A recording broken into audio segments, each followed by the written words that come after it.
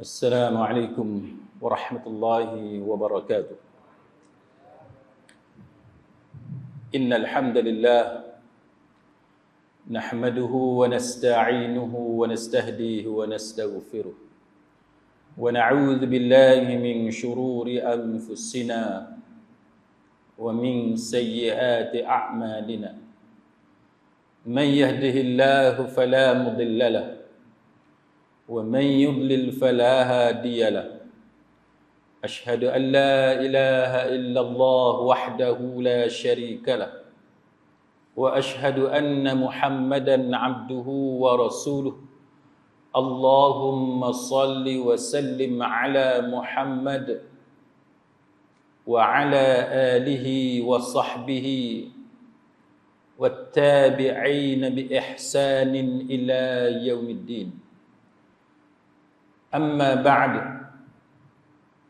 Rabbi syrah li sadri, wahai Tuhanku, lapangkanlah dadaku ini. Wa yassir li amri, dan permudahkanlah urusanku.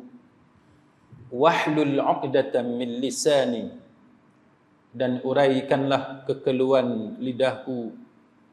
Yafqahu qawli, supaya mereka memahami kata-kataku ini. Rabbi zidni ilma, wahai Tuhanku, tambahkanlah ilmu kepadaku. Allahumma faqihna fid din, ya Allah, kurniakan kepada kami kefahaman tentang agama. Wa 'allimna at-ta'wil, dan ajarkanlah kepada kami kefahaman sebenar mengenai Al-Quran. Wahdinas siratal mustaqim, dan tunjukkan kepada kami jalan yang lurus. Amin ya rabbal alamin. Saudara-saudari, sahabat sahabiah, muslimin muslimat, mudah-mudahan kita semua sentiasa berada dalam rahmat Allah Subhanahu wa taala, diberikan keampunan, maghfirah oleh Allah Subhanahu wa taala, dan sentiasa memperolehi taufik dan hidayah daripada Allah Subhanahu wa taala insya-Allah. Tajuk kita pada malam ni ialah berkenaan dengan dua senjata yang digunakan oleh iblis untuk memerangkap orang-orang yang suka melakukan amal soleh. Ada dua senjata yang para ulama ceritakan kepada kita bagaimana iblis gunakan untuk memperdayakan orang-orang yang suka melakukan amal yang saleh, iaitu senjata riya dan ujub. Dua senjata ni, riya dan ujub, yang mana kalau kita lihat kedua senjata ini memang sangat ampuh untuk digunakan oleh iblis, khususnya bagi orang-orang yang rajin melakukan amal ibadat, orang yang rajin baca Quran, kan, orang yang pandai baca Quran, orang yang rajin sembahyang, orang yang banyak ilmu, kan, orang yang tinggi darjatnya yang di sisi masyarakat dalam soal agama, kan, orang yang banyak bagi sumbangan, orang yang banyak berpuasa dan sebagainya. Senjata seperti ini biasanya tidak begitu banyak fungsi dan peranannya bagi orang yang banyak melakukan maksiat. Orang berzina, orang yang mencuri, orang yang tinggal semayang, orang yang baca Quran, dia tak ada benda yang dia nak ujub. Dia tak ada benda yang dia nak pamerkan, amal soleh yang dia nak tunjuk pada orang. Sebab dia memang dia tak buat amal soleh. Jadi orang yang tak semayang, orang yang tidak puasa, orang yang tak suka baca Quran, dia ujub dengan riak ni, dia tak begitu berkaitan dengan mereka. Bukanlah langsung tidak relevan. Tapi relevansi dua penyakit ini kebanyakannya, lazimnya berlaku kepada orang yang banyak melakukan amal soleh. Kalau kita tengok tuan-tuan, sepatutnya tak logik. Orang yang buat banyak benda-benda baik ni dia ujub. Sepatutnya orang yang banyak buat benda-benda baik, dia tidak riak, dia tidak ujub. Tapi kalau kita tengok tuan-tuan, kesilapan iblis, walaupun dia boleh berbicara secara langsung dengan Allah Subhanahu wa taala, dan Allah cerita benda tu dalam Quran, kita boleh tengok iblis dengan sebab takabur dia menyebabkan hilang takut dia kepada Allah, hilang, kalah takutnya kepada azab dan kemurkaan Allah. Ramai orang dia tak faham macam mana iblis, dia dah tengok syurga tu macam mana, dia tahu neraka tu macam mana, malah dia berbicara langsung dengan Allah. Tapi macam mana dia tidak takut kepada Allah? Kita jawab tuan-tuan, walaupun contoh ni tidaklah begitu tepat, tapi sekurang-kurangnya mudah untuk kita faham dia punya konsep. Kita tengok orang bawa kenderaan atas jalan raya yang bawa laju-laju tu, yang bawa secara berbahaya.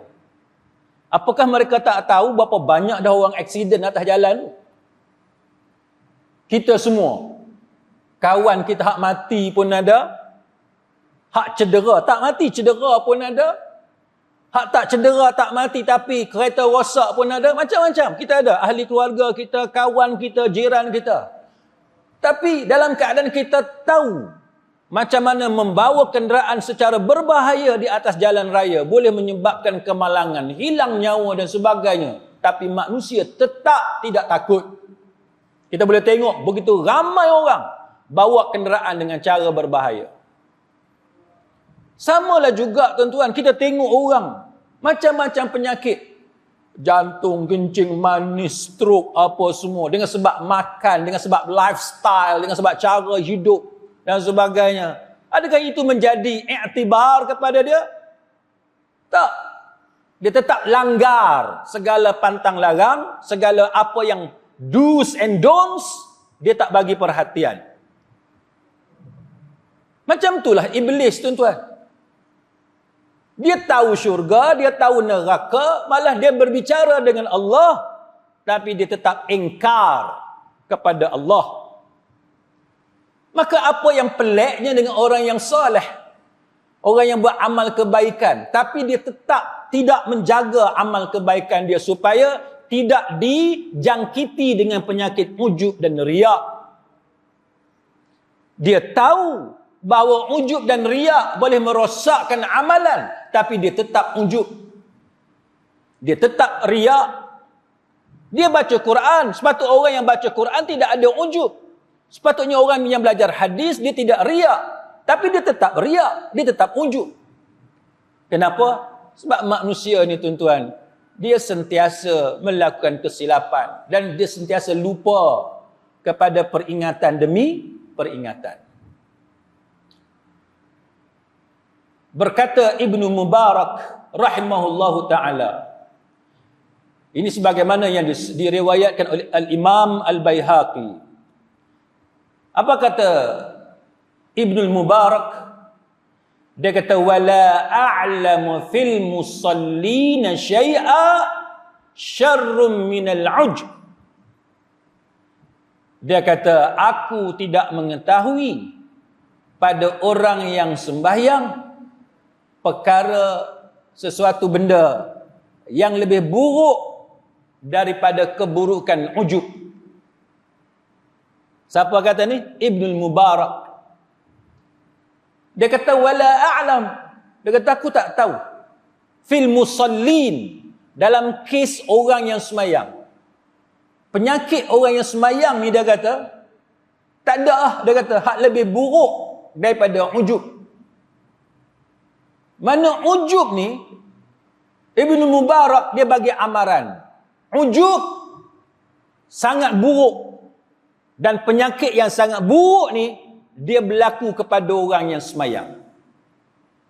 Sebab apa? Sebab bila dia semayang, dia kagum dengan diri dia. Dia kagum. Dia takjub dengan diri dia. Sebab dia banyak semayang. Sebab dia banyak melakukan ibadah kepada Allah Ta'ala. Sehingga menyebabkan dia memandang rendah kepada orang lain. Bila dia tengok orang lain buat dosa, bila dia tengok orang lain kurang semayang sebagaimana dia semayang, bila dia tengok orang lain tidak pergi masjid sebagaimana dia pergi masjid, maka dia pandang rendah kepada orang lain dan dia rasa tinggi diri dia. Dia rasa diri dia mulia. Maka ini adalah amaran yang diberikan oleh Abdullah bin Mubarak rahimahullahu ta'ala kepada kita semua. Penyakit yang banyak berlaku kepada orang yang semayang. Jadi kita, tuan-tuan sekalian, dalam bab semayang ni kita kena hati-hati. Kan? Kita rajin semayang, tapi ada ujub. Problem. Bila kita malas semayang, pun dia ada problem dia. Jadi kita nak tengah-tengah. Kan? Rajin semayang, bagus. Tapi jangan sampai kita kagum dengan diri kita sendiri. Dan jangan pula kita malas sambil lewa dengan sembahyang, sehingga akhirnya kita menjadi orang yang munafik. Kita tengok contoh, tuan-tuan sekalian. Macam mana kita nak kenal dalam bab sembahyang tapi dia munafik. Dia sembahyang tapi dia munafik. Macam mana? Antara yang disebut oleh para ulama ialah dengan melihat cara dia sembahyang. Tengok cara dia solat. Kita ni nak kena jaga benda tu. Kanan nak kena jaga, kiri nak kena jaga. Atas nak kena jaga, bawah nak kena jaga. Supaya kita sentiasa duduk di atas on the right track. Atas landasan yang betul. Jangan jatuh ke kanan, jangan jatuh sebelah kiri, jangan terbabas dan sebagainya. Macam mana? Berkata Abdullah bin Mas'ud radhiyallahu anhu, dia kata walaqad ra'aituna wa ma yatakhallafu anha illa munafiqun ma'lum, illa munafiq ma'lumun nifaq, walaqad kana ar-rajulu yu'ta bihi yuhada baina ar-rajulaini hatta yuqama fi as-saff. Ini disebut dalam Sahih Muslim. Aku telah melihat bahawa orang yang meninggalkan solat jamaah hanyalah orang munafik. Dia kata orang yang tidak sembahyang berjamaah, orang tu tak lain dan tak bukan dia munafik. Kita kena hati-hati tuan-tuan.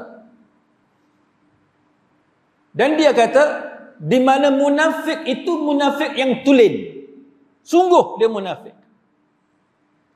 Kerana bahayanya meninggalkan solat jamaah, dia kata sedemikianlah adanya, dan ada seseorang sampai didatangkan dengan berpegangan pada dua orang sehingga dia boleh masuk ke dalam saf.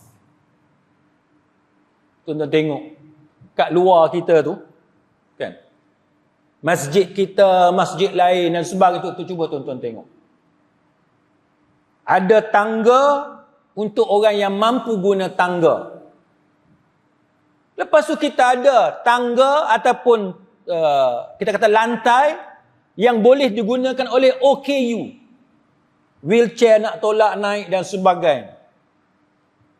Dia tak mampu nak datang sebagaimana orang lain biasa datang panjat tangga 3, 4, 5, 10 anak tangga. Pihak masjid, pihak berkuasa buat satu tempat supaya boleh tolak sorong naik wheelchair. Tak larat pun datang juga tuan-tuan. Nak semayang di masjid, berjemaah di masjid. Ada setengah orang tuan-tuan ada driver. Siapa driver dia? Anak dia jadi driver. Ayah dia dah tak mampu nak bawa kereta. Mata kena katarak lah. Mata dah tak nampak lah. Dan sebagainya. Mata dah silau. Malam dah dengan cahaya dan sebagainya. Kena anak dia tolong hantar. Ayah dia semayang. Nanti habis semayang. Anak dia datang ambil. Usaha juga tuan-tuan untuk datang semayang. Walaupun dia ada keterbatasan, dia ada banyak halangan, dia datang juga. Ada orang sampai kena pimpin tangan dia untuk naik tangga masjid. Ada orang tak boleh semayang berdiri, semayang atas kerusi. Sebab tu banyak masjid sekarang ni ada kerusi tuan-tuan sekalian. Untuk orang yang tak boleh semayang dengan cara yang sempurna. Mudah-mudahan dengan kesungguhan kita datang ke masjid, melazimi dengan masjid, solat berjemaah di masjid, maka jauhlah kita daripada sifat munafik. Mudah-mudahan terlindunglah kita daripada golongan munafik. Tapi pada masa yang sama, tuan-tuan, orang yang rajin datang ke masjid ini dia ada bahaya lain. Yang rajin datang ke masjid, yang rajin beribadat ni, dia ada bahaya yang lain. Yang kita cakap pada malam ni, dia ada bahaya ujub dan dia ada bahaya riak. Hak ni yang kita nak kena jaga. Jadi munafik pun kita tak mau, jadi ujub pun kita tak mau, jadi riak pun kita tak mau. Nak kena bagi elok. Tuan-tuan sekalian. Berkata Syekh Abdullah Fauzan. Apa dia kata? Seseorang yang bila dia ulas hadis ni, dia kata apa? Seseorang yang meninggalkan salat berjamaah. Jenis suka semayang seorang-seorang. Jenis suka semayang seorang-seorang. Jenis tak suka datang masjid. Masjid ni tuan-tuan, ada orang kata orang yang jauh dengan masjid ni bukanlah sebab jauhnya jarak kaki dia nak kena berjalan. Tapi orang yang jauh dengan masjid ialah jauhnya hati dia dengan masjid. Siapa yang jauh dengan masjid? Bukanlah orang yang dia kena melangkah jauh untuk datang ke masjid. Tapi sebenarnya orang yang jauh dengan masjid ialah bila hati dia jauh dengan masjid. Tak terasa rindu dengan masjid. Tidak kata rasa something wrong. Rasa benda yang tak sedap kalau tak datang masjid. Bila saya buat halaqah, buat usrah dengan anak-anak saya cerita dekat anak saya, tuan-tuan. Masa tu kami bincang pasal golongan yang mendapat lindungan Allah, dapat naungan Allah di hari akhirat nanti. Salah satunya cerita pasal hati pemuda ni dengan masjid. Jadi saya cerita dekat anak saya dalam usrah kami, halaqah kami di rumah. Saya kata, ayah dulu bila masuk sekolah menengah Form 1 tingkatan 1, saya cerita ke anak saya kata ayah terlibat dengan usrah di sekolah. Terlibat dengan usrah di sekolah. Daripada usrah itulah kita dibiasakan dengan ilmu agama, akidah kan. Kita belajar pasal akhlak. Termasuklah kita belajar tentang pentingnya sembahyang berjemaah di masjid. Jadi saya cerita pada anak saya kata, ayah dulu bila form 1, mana umur 13 tahun. Balik daripada asrama, cuti sekolah, bila balik kampung, duduk rumah atuk dengan nenek, tak ada benda lain. Maghrib dengan isyak teringat. Nak pergi masjid tu, nak pergi surau ni, tengok ada kuliah dekat mana. Sentiasa diulang alik pergi ke masjid. Hati kita ni kena ada rasa. Ada benda tak kena bila lama tak pergi masjid. Bila kita duduk dengan masjid, terasa nak jejak kaki di masjid tu. Bila kita bermusafir, kita lalu beberapa masjid, kita terasa bila dengar je azan, terasa nak singgah masjid tu. Walaupun masjid tu bukan masjid kita pun. Tapi sebab kita duduk lalu ke masjid tu, kita terasa nak singgah. Ni contoh orang yang hati dia terpaut dengan masjid.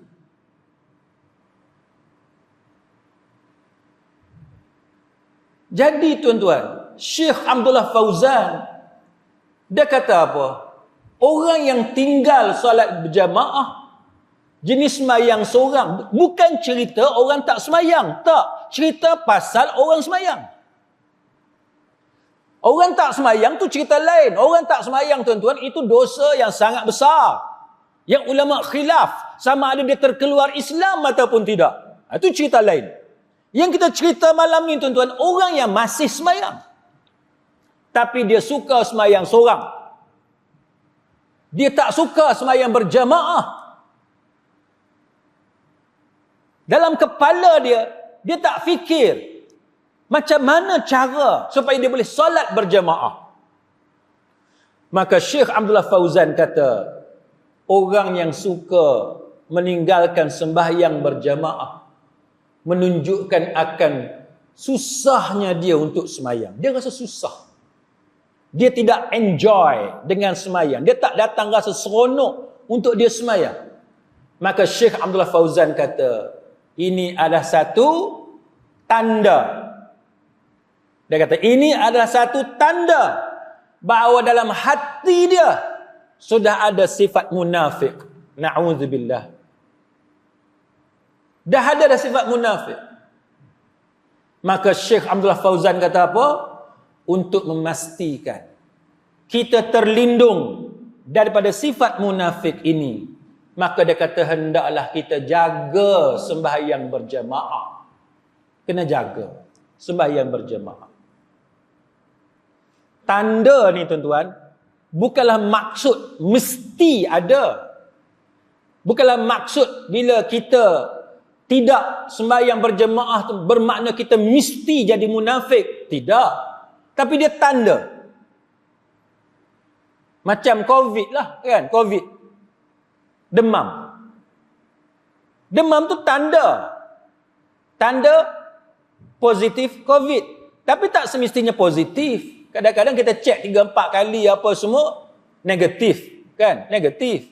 Okeylah, Alhamdulillah. Sakit tekak. Kan? Tanda. Itu memang tanda dia. Tapi tak semestinya bila kita sakit tekak bermakna kita positif COVID. Tapi itu tanda. Mana kita kena hati-hati. Jangan sampai betul-betul kena. Sama dengan sifat munafik. Bukan kata bila orang tu dia sembahyang seorang, dia tak datang masjid, bermakna dia mesti munafik. Tidak. Bukan kata mesti dia munafik. Tapi itu tanda. Bila ada tanda, beringat.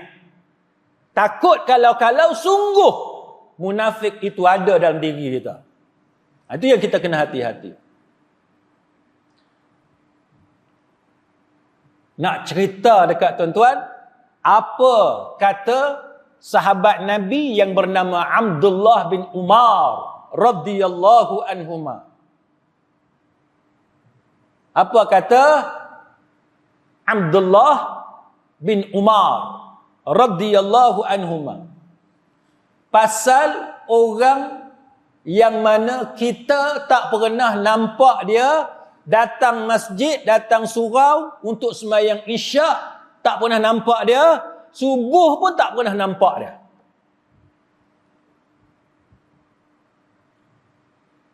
Kita jangan nak tengok orang lain. Kita tengok diri kita. Kita tengok diri kita. Kita ni agak-agak orang pernah nampak tak kita sembahyang subuh di masjid di surau? Orang pernah nampak tak kita sembahyang isyak di masjid di surau, sembahyang berjemaah? Pasal apa? Sebab sesiapa yang tidak pernah kelihatan sembahyang subuh di masjid, sembahyang isyak di masjid atau surau, maka kata-kata ataupun amaran daripada Abdullah bin Umar ini sangat bahaya, tuan-tuan sekalian. Sangat bahaya. Dia kata apa? Abdullah bin Umar kata, "Kunna idza faqadna al-insana fi salatil isya'il akhirah was-subhi asna bihi dhann." Dia kata, jikalau kami tidak melihat seseorang tu sewaktu sembahyang isyak tak pernah nampak, tak pernah jumpa, masa sembahyang subuh pun tak pernah serempak, tak pernah nampak dia, maka dia kata kami ni mudah untuk su'uzon kepada dia. Padahal su'uzon ni memang dilarang. Su'uzon, tuan-tuan, memang dilarang. Tapi su'uzon tidak dilarang pada semua keadaan. Ada keadaan di mana kita dibenarkan untuk su'uzon.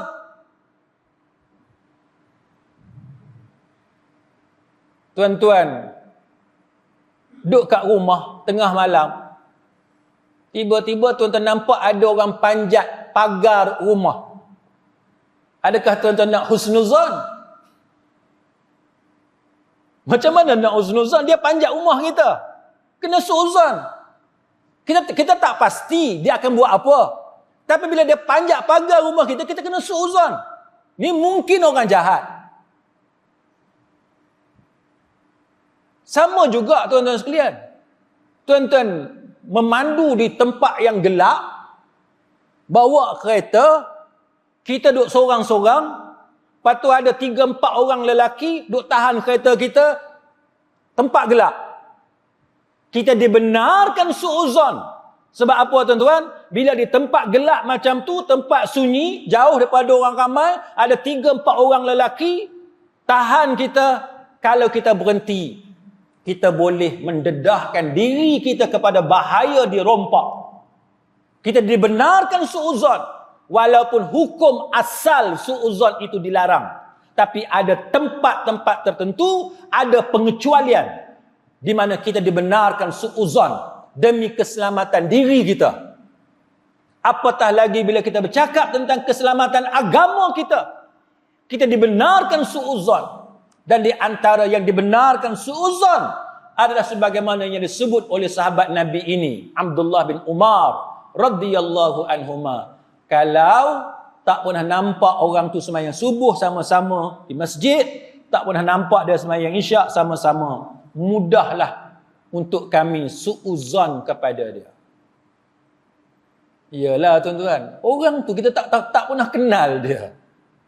Kan? Tak pernah kenal di masjid. Tak kepelik.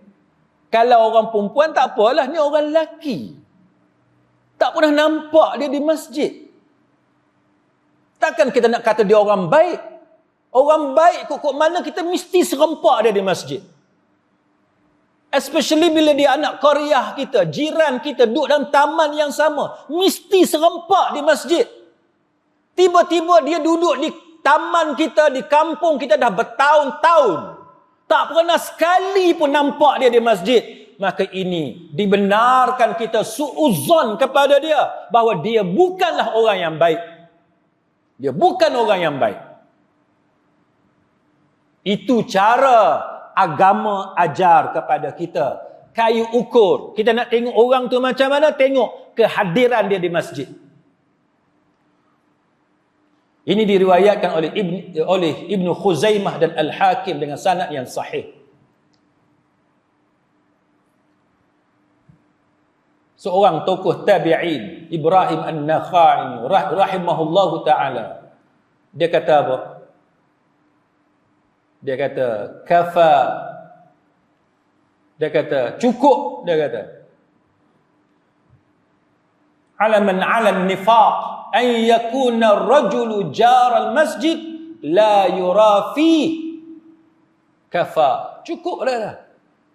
Disebut seseorang tu ada tanda munafik jikalau dia ni jiran, duduk dekat dengan masjid tapi tak pernah nampak di masjid.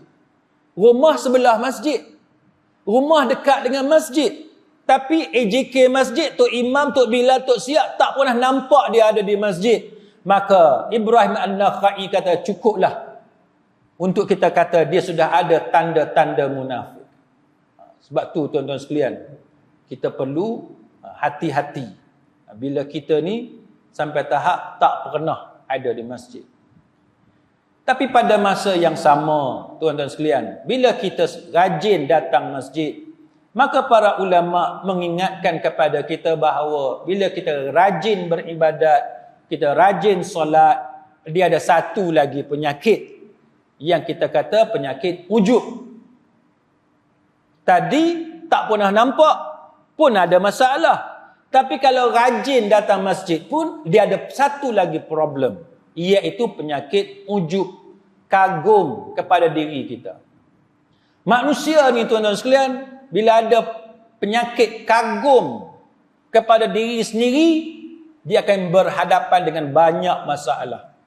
Dia kagum dengan amalan dia. Sebab apa? Sebab amalan dia cantik, elok. Oh, ni orang ni tak mengaji ni. Cara dia bersedekap ni, cara dia berdoa, doa yang dia baca, oh, maknanya dia tak pandai lagi. Kita pandang rendah pada orang. Ini satu penyakit. Dia ujub, dia bangga dengan amalan dia, dengan ilmu dia. Kan? Dia rasa bangga dengan dakwah yang dia buat. Ustaz-ustaz kadang-kadang bila dia ada followers yang ramai, murid yang ramai, pengikut yang ramai, kan orang share video dia, orang tonton video dengan ramai, dia datang rasa kagum dengan diri dia. Ini sangat bahaya. Ini sangat bahaya. Ustaz-ustaz bila dia tengok video-video dia rasa bangga dengan kemampuan dia baca Quran, dengan kemampuan dia syarah hadis-hadis Nabi sallallahu alaihi wasallam, dengan kemampuan dan kehebatan dia memetik nama-nama ulama, ingat semua nama-nama kitab, matan yang ada dalam kitab, maka dia kagum dengan diri dia. Maka ini perangkap iblis kepada para penceramah, kepada para pendakwah. Ini sangat bahaya. Sebab ia boleh menggugurkan amalan. Berkata Syekhul Islam Imam Ibn Taymiyah rahimahullahu ta'ala. Apa kata dia tuan-tuan? Wa kathiran ma yaqrinun nas bainar riya'i wal ujbi. Dia kata banyak kali, biasanya dia kata kebanyakan orang dia ganding, dia pair, dia pasangkan antara riya dengan ujub. Dua penyakit mazmumah, penyakit yang tercela ni dia kata biasanya orang ganding dua ni, dia pasangkan riya dengan ujub. Soalan dia pasal apa? Biasanya orang ganding antara riya dengan ujub, pasal apa? Kata Imam Ibn Taymiyah, dia kata farriya'u min babil isyraki bil khalq wal ujbu min babil isyraki bin nafs. Dia kata riya termasuk bentuk syirik dengan orang lain. Riya ni dia jenis syirik yang melibatkan orang lain. Pasal apa? Sebab kita nak tunjuk amalan kita pada orang. Itu riya. Nak tunjuk supaya orang tengok. Itu riya. Dia melibatkan syirik yang melibatkan dengan orang lain. Itu riya. ujub, dia bentuk syirik yang melibatkan diri sendiri. Dia syok sendiri. Dia baca Quran sedap, habis-habis semayang, Assalamualaikum warahmatullahi, Assalamualaikum warahmatullahi, duduk dalam kereta balik rumah, dia kata mesti ramai orang syok semayang dengan dia malam ni. Sebab malam ni dia baca dengan lagu, dengan suara yang paling sedap. Itu syirik yang melibatkan diri sendiri. Jadi sebab tu dia digandingkan antara riya dengan ujub. Dan Imam Ibn Taymiyah kata apa? Wa hadha halul mustakbir fal murai la yuhaqqiqu qawlahu iyyaka na'bud. Dia kata ini adalah keadaan, situasi ataupun hal keadaan mustakbir, orang yang sombong. Ni contoh orang sombong. Riya, ujub, ni contoh orang yang sombong. Orang yang riya, dia tidak merealisasikan hak dia duk baca iyyaka na'budu, kan? Hanya kepada engkau sajalah wahai Allah kami sembah, kami beribadat. Dalam semayang, masa baca Fatihah, kita baca iyyaka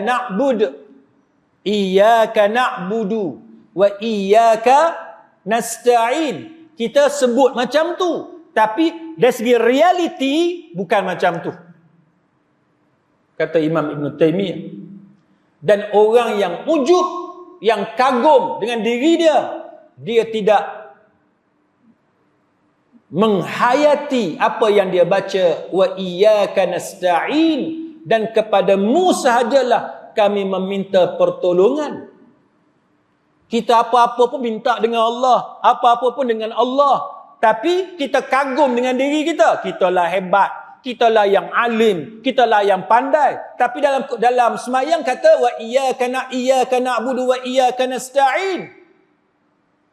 Ini yang disebut oleh Imam Ibn Taymiyah. Maka dia kata, siapa-siapa yang benar-benar menghayati iyyaka na'budu wa iyyaka nasta'in, nescaya dia tidak akan riya, dan nescaya dia tidak akan ujub. Jadi benda hak kita baca tu tuan-tuan, kita kena hayati. Kan, kita jangan mudah diperdayakan oleh iblis. Satu contoh saya nak tunjuk dekat tuan-tuan. Contoh yang dibawakan oleh Imam Ibn Qayyim Al-Jauziyah rahimahullahu ta'ala. Cerita pasal pahala dengan dosa. Macam mana dosa ni ada ketikanya dia boleh bawa kebaikan. Kalau kita tahu bagaimana nak uruskan dosa kita. Kemudian Imam Ibn Qayyim kata pahala ni pula, amal kebaikan, benda-benda amal soleh yang kita buat, silap cara dia menyesatkan kita. Apa ilustrasi, gambaran daripada Imam Ibn Qayyim ni?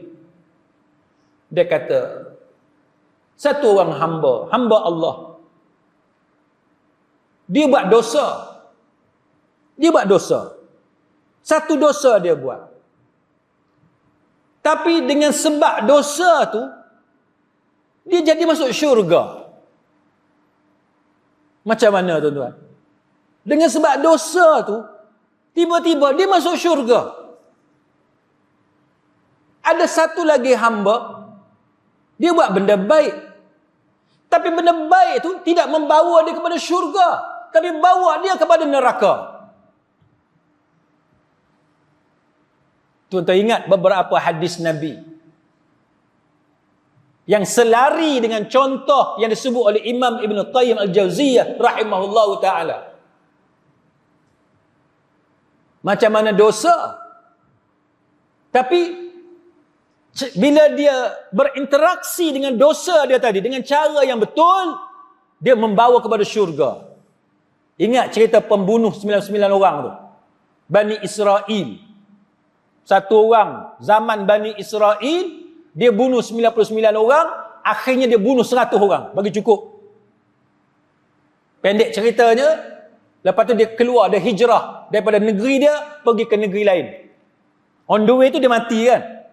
Lepas tu malaikat berbeza pendapat, ukur jarak dia, maka akhirnya dia masuk syurga. Tahu cerita tu kan? Dosa dia tuan-tuan bukan satu dosa. Dosa dia tuan-tuan bukan 2, bukan 3, bukan 4.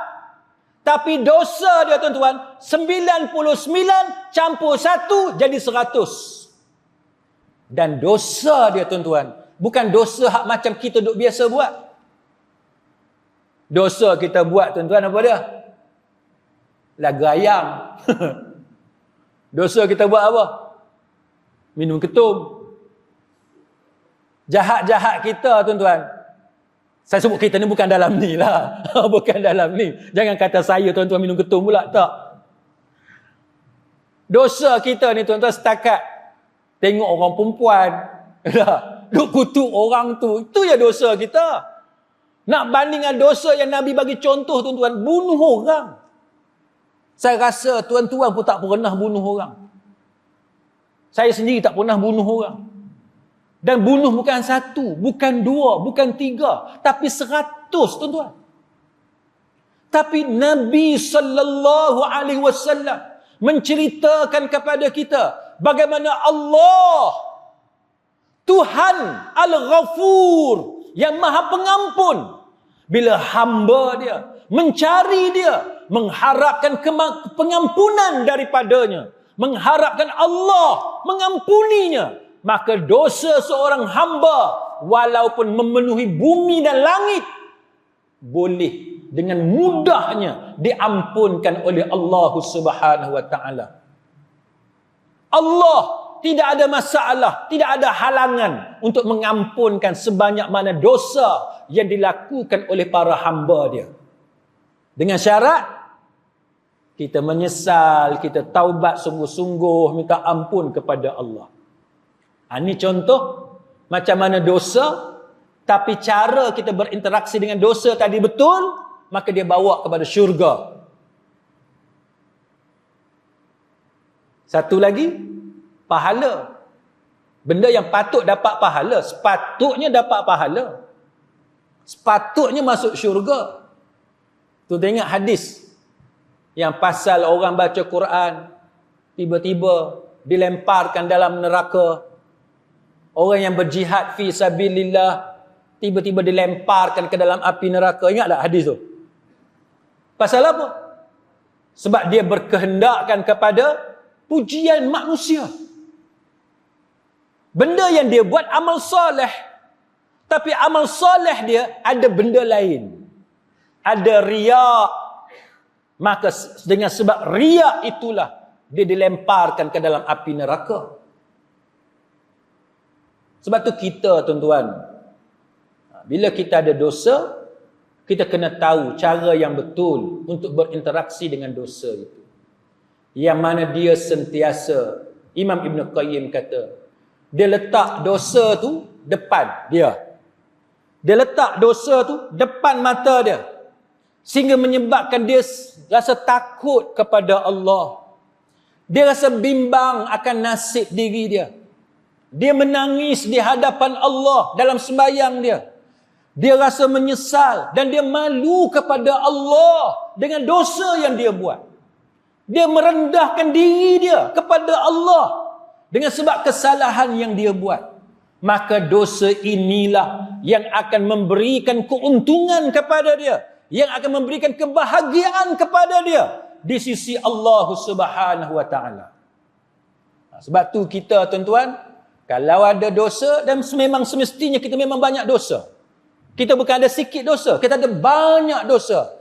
Maka hendaklah kita pandai berinteraksi, tahu cara yang betul untuk kita berhadapan, menangani dosa-dosa yang banyak yang kita buat. Supaya dosa yang kita buat yang banyak itu kemudiannya diampunkan oleh Allah Subhanahu wa taala. Ini contoh kan yang diberikan oleh Imam Ibn Qayyim Al-Jauziyah rahimahullahu taala. Jadi para ulama mengatakan bahawa penyakit ujuh ni tuan-tuan, dia akan merebak jadi penyakit-penyakit lain.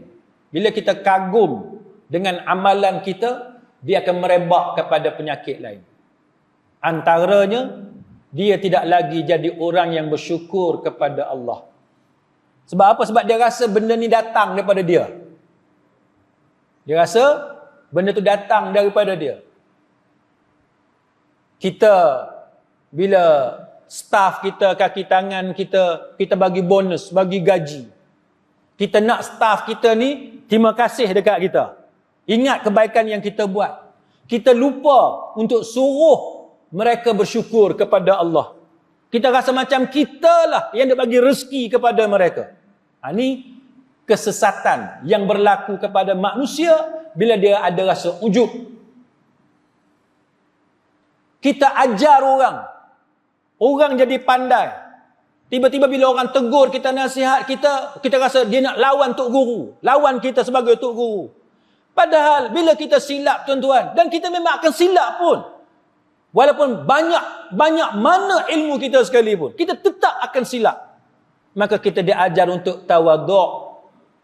Kadang-kadang anak murid dia boleh tegur tok guru dia. Jangan ingat tok guru betul selama-lamanya. Tidak. Tok guru juga akan silap. Jadilah orang yang merendahkan diri. Jangan ujub dengan ilmu kita. Jadi bila ujub, maka para ulama mengatakan hilanglah tawaduk dalam diri dia. Dia tidak lagi merendahkan diri dia kepada Allah Subhanahu wa taala. Tidak ada tawaduk dalam diri dia. Bila ujub, maka dia akan jadi sombong, besar diri. Dia suka memperlekehkan orang lain. Dia tidak mahu mengakui kelebihan yang ada pada orang lain. Dia rasa dialah betul semua benda. Tuan-tuan, ustaz-ustaz ni pun, walaupun ilmu dia banyak, dia ada penyakit dia yang tersendiri. Setengah ustaz, dia tak boleh dengar, kalau kuliah dia ada 50 orang, kuliah orang lain ada 200 orang. Dia rasa tercabar. Ada. Kalau ada perangai macam tu tuan-tuan, bermakna ustaz tersebut, penceramah tersebut telah dihinggapi dengan penyakit ujub. Dia rasa dia je yang pandai, dia rasa kuliah dia je yang sepatutnya orang ramai, dan dia rasa tercabar kalau kuliah orang lain lebih ramai daripada dia. Ada setengah ustaz, dia tak boleh bagi laluan slot dia tu kepada orang lain. Dia tak boleh. Masjid kata, masjid telefon, hello ustaz, ni kita ada satu ustaz yang datang jauh, kebetulan dia datang Penang. Boleh tak kita nak bagi laluan?